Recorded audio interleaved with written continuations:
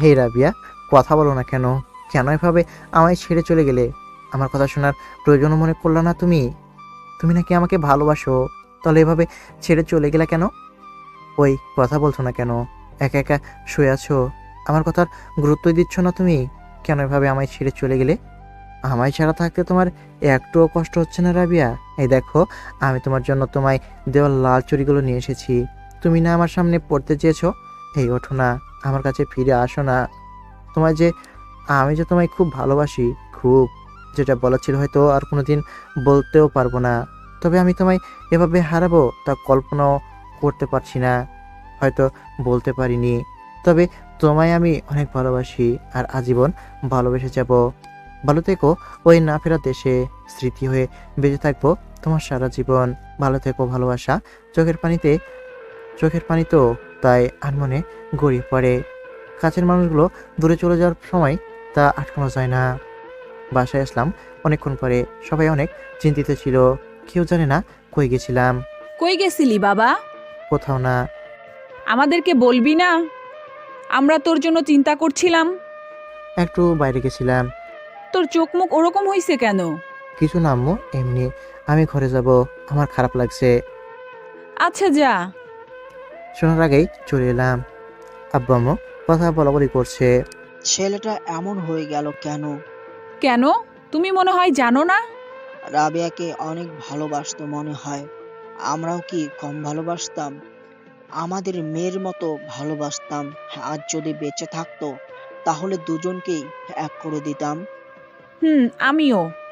আমার ছেলেটার কষ্ট আর আমার সহ্য হচ্ছে না। ওকে কোথাও পাঠিয়ে দেওয়ার দরকার। কি বলো? হুম, আমিও সেটাই ভাবছি। এখানে থাকলে আরো বেশি কষ্ট পাবে। আর কাতলা গাড়ি যাবে না নাকি? তাই দূরে কোথাও পাঠাই দাও। হুম, পড়ার জন্য বাইরে যেতে বলি। ভালো বুদ্ধি, এটাই করো। তাহলে তো সুজনের সাথে কথা বলে দেখতে হয়। কথা বলো। আচ্ছা, বলবো এখন। রাতে খাওয়ার টেবিলে বসে খাচ্ছিলাম। যদিও বা আমার খিদে নেই, তবুও আম্মুর জোরাজোরিতে খাবার টেবিলে আসি, খাচ্ছিলাম। এমন সময় আব্বু। সুজন, তোর সাথে কিছু কথা ছিল আমার। হ্যাঁ বলো। এখন কেমন আছিস বাবা? ভালো। তোর মুখ দেখেই বোঝা যায় তুই কেমন ভালো আছিস। আমি অন্য বিষয় নিয়ে তোর সাথে কথা বলতে চাচ্ছিলাম। বলো। আমি আর তোর আম্মু ভাবছিলাম যে তোকে বাইরে পাঠাই দেব। তুই তোর গ্রাজুয়েশন কমপ্লিট করে আয়। এখনই? হুম, এখনই। আচ্ছা, আমি ভেবে দেখি। একবার ভেবে দেখ। বাইরে গেলে ভালো লাগবে আর তার সাথে তোর গ্রাজুয়েশনও কমপ্লিট করতে পারবি। ভেবে দেখবো। হ্যাঁ দেখ। রাতে শুয়ে আছি আর র্যাপের কথা খুব মনে পড়ছে। আচ্ছা, এসবের পিছনে আমার দোষ নেই তো? জানি না আমার দোষ আছে কি না। আমার তবে তাকে না বলা আর হঠাৎ হারিয়ে ফেলার কথা সব সময় আমায় কাঁদাচ্ছে। আমি পারছি না আর সহ্য করতে। তাই সিদ্ধান্ত নিয়ে নিলাম, আব্বু যা বলছে তাই করব। পরের দিন সকালবেলা নাস্তা করার সময় আব্বুকে বললাম, আব্বু, হুম, আমি ভেবে দেখেছি কি সিদ্ধান্ত নিলি? আমি বাইরে যাব। খুব ভালো। আমি সবকিছুর ব্যবস্থা করছি। আচ্ছা। ভালো সিদ্ধান্ত নিছিস বাবা। বাইরে চলে এলাম। ভালো লাগছিল না কিছুই। নদীর পাড়ে হাঁটছিলাম। মনে পড়ে গেল আগের বার কাতলাগাড়ি যাওয়ার আগে রাবিয়া আর আমি এখানে একসাথে এসেছিলাম। আর আজ সব অতীত। কিছুদিনের মধ্যে আমার পাসপোর্ট ও ভিসা হয়ে যায়, স্কলারশিপ হয়ে যায় ইউএসএ একটি ভালো কলেজে। তাই সেখানে চলে যাব। দেখতে দেখতে সেদিনটি চলে এলো, যেদিন চলে যাব। এয়ারপোর্টে আব্বু আম্মুর কাছ থেকে বিদায় নিয়ে ইমিগ্রেশন কমপ্লিট করে ফ্লাইটে উঠলাম। সব কিছু ফেলে নতুনের উদ্দেশ্যে আমি পাড়ি জমালাম। ইউএসএ আমার মামাতো ভাই সাদিকুল থাকে। তার বাসাতে ওঠার কথা শুনেছি। সাদিকুল যেখানে থাকে সেখানকার সবাই নাকি বাঙালি। ভালোই হলো, প্লেন ল্যান্ড করলো। এয়ারপোর্ট থেকে বের হয়ে দেখি সাদিকুল দাঁড়িয়ে। Welcome my dear brother. আসতে অসুবিধা হয়নি তো তোর? না ভাই, কেমন আছিস? আই এম গুড, তুই? হুম, ভালো। চল তাহলে যাওয়া যাক। হ্যাঁ, সাদিকুল আমার বড় হলেও আমরা খুবই ফ্রেন্ডলি একে অপরের কাছে। সে আমাকে তুই করে বলে আর আমিও। আর সাদিকুল এখানে চাকরি করে শুনেছি, বড় কোম্পানিতে। তার নিজস্ব গাড়ি আছে, সেটাই করে তার বাসায় গেলাম। অনেক বড় বাসা, শাদীকুলের বিয়ে হয়নি, তবে খুব শীঘ্রই করবে। পাত্রী ঠিক আছে, এখন বাংলাদেশে যাওয়ার পালা। আমাকে আমার রুম দেখিয়ে দিল, তারপর খাওয়া দাওয়া করে একটু বিশ্রাম নিলাম। বিকালবেলা দুই ভাই মিলে ঘুরতে বের হলাম। এখানে অনেক বড় একটা লেক আছে, সেখানে বসে আছি। এমন সময়, তোর খালাতো বোন রাবেয়া মারা গেছে না? ভাই, এগুলো কথা উঠাস না প্লিজ।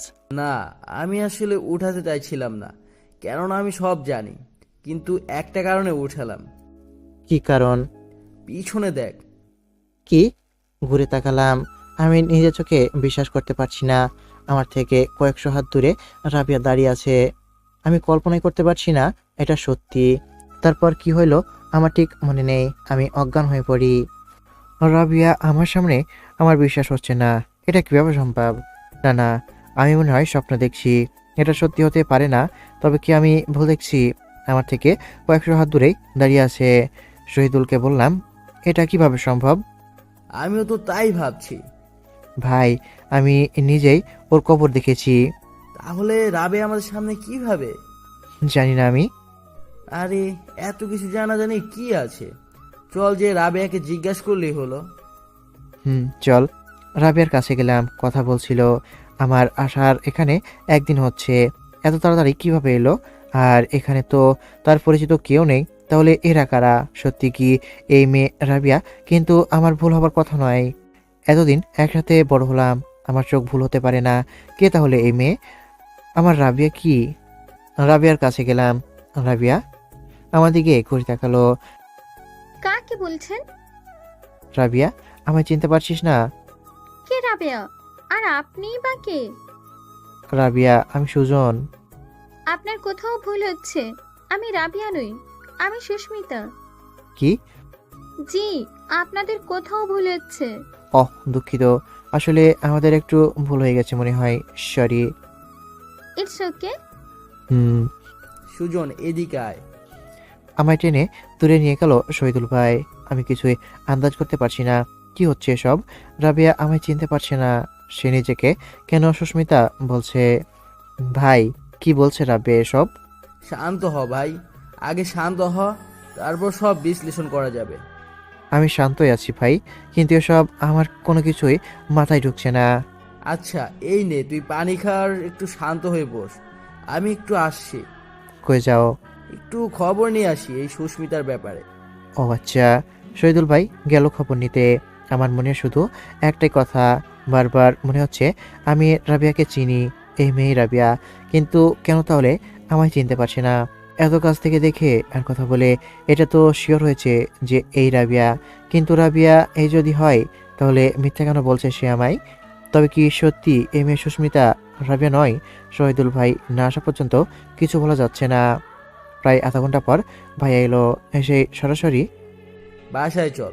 কি হয়েছে ভাই? এরকম কেন দেখাচ্ছে তোকে? কিছু কি জানতে পারলি? আগে বাসায় যাই, তারপর এই ব্যাপারে কথা বলবো। এর আগে একটা কথা শুনতে যাচ্ছি না এই ব্যাপারে। আচ্ছা। আপনাদের তো বলাই হয়নি। এমনিতে ভাই খুব ভালো, কিন্তু যদি তার রাগ হয় তাহলে আমাদের ভাই বোনের কাছে অত্যন্ত ভয়ানক হয়ে ওঠে।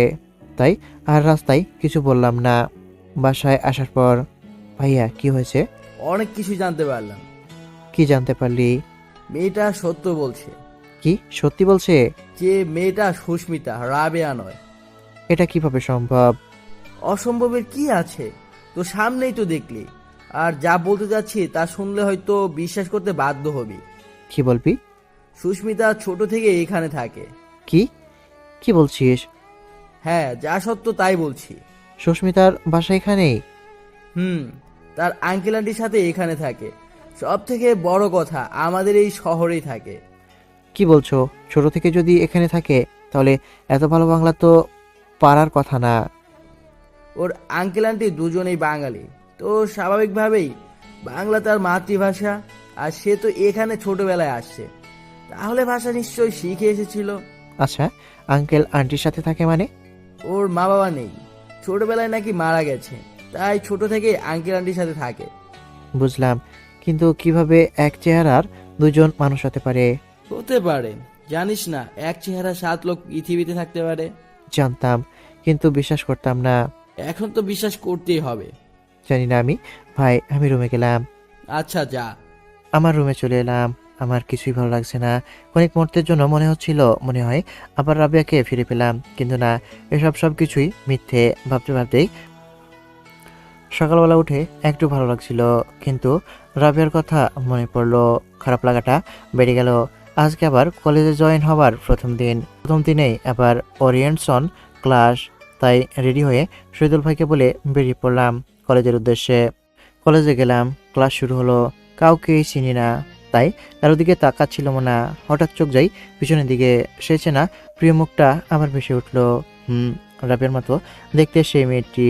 তাহলে কি সেও আমার সাথে একসাথে পড়ে? ভাবতে ভাবতেই ক্লাস শেষ, বের হয়ে আসছিলাম। এমন সময় এক্সকিউজ মি। ঘুরে দেখি আমায় ডাকছে। কে ডাকছে বলার প্রয়োজন পড়বে না মনে হয়। জি, আমায় বলছেন? আপনি ছাড়া এখানে কি কেউ বাংলা বুঝবে? না। হুম, আপনি এখানেই পড়বেন? জি। ভালোই হলো, একজন বাঙালি বন্ধু পাওয়া গেল। এদেশে খুব কম বাঙালি পড়তে আসে, আর আপনার সাথে তো আগেই দেখা হয়েছিল। জি। আপনি কি বিরক্ত হচ্ছেন? না। তাহলে কি আপনার নামটা জানতে পারি? হুম, মোহাম্মদ সুজন হোসেন। হাই, আমি সুস্মিতা। জি, জানি। বাহ, তাই নাকি? হুম। তাহলে তুমি করে কথা বলাই যায়, তাই না? হ্যাঁ, যাই। চলো তাহলে, ক্লাস তো শেষ, হাঁটতে হাঁটতে কথা বলি। আচ্ছা। তুমি খুব কম কথা বলো, তাই না? না, তাহলে কথা বলছো না যে? তোমাকে দেখে আমার কথা বলার সব শব্দ ভুলে গিয়েছি। কেন? কালকে যে বললাম তোমাকে রাবিয়া, রাবিয়া আসলে কে জানো? কে? আমার খালাতো বোন। আর আমার সব কিছু ছিল। আমি ভালোবাসতাম, কিন্তু বলা হয়ে ওঠেনি। কিছুদিন আগে রোড অ্যাক্সিডেন্টে মারা যায়। ও, আই এম সরি। না, ইটস ওকে। তুমি আর রাবিয়া এর মধ্যে পার্থক্য কি জানো? কি? তুমি ইউএসএ আর সে বাংলাদেশি। আমিও বাংলাদেশি, তাই এতদিন বিদেশে থেকেও হয়তো নিজের মাতৃভাষাকে ভুলতে পারিনি। জি, সে কি আমার হুবহু কার্বন কপি ছিল? ও, তারপর সুস্মিতার সাথে কথা বলে এসে বাসা যায়। সেখানে গিয়ে বাংলাদেশে আব্বু আম্মুকে ফোন দিই। কথোপকথনের মাঝেই একটা আশ্চর্যজনক তথ্য পাই, যে আমার পৃথিবীটাকে আবার ঘুরিয়ে দেয়।